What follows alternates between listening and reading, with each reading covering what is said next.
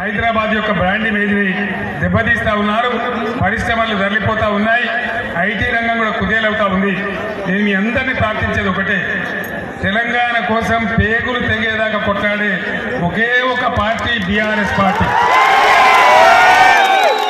రేపు పార్లమెంట్లో మనోళ్ళు డజన్ మంది ఉంటేనే ఖచ్చితంగా తెలంగాణ హక్కులు కాపాడతారు, తెలంగాణకు నిధులు తెస్తారు. కాబట్టి రాగిడి లక్ష్మారెడ్డి గారిని మీరు గెలిపించాలని కోరుతా ఉన్నా. యాక్చువల్ ఫ్యాక్ట్ మీకు నేను చెప్తా ఉన్నా, ఇక్కడ ఎట్లా ఉన్నారు, టైగర్ లాంటి ఎమ్మెల్యేలు. ఉత్పల్లపూర్లో 85,000తో గెలిచినటువంటి వివేక్ గౌడ్ ఉన్నారు. ఒకటిపల్లి ఎంత గెలిచిన మన 70,000తో గెలిచిన మాధవరం కృష్ణారావు గారు ఉన్నారు. చాలా పెద్ద పెద్ద మెజార్టీతో గెలిచినాం మనం. ఆల్రెడీ అసెంబ్లీ ఎన్నికల ప్రకారం చూస్తే మనకు దాదాపు 4 లక్షల ఓట్ల మెజార్టీ ఉంది.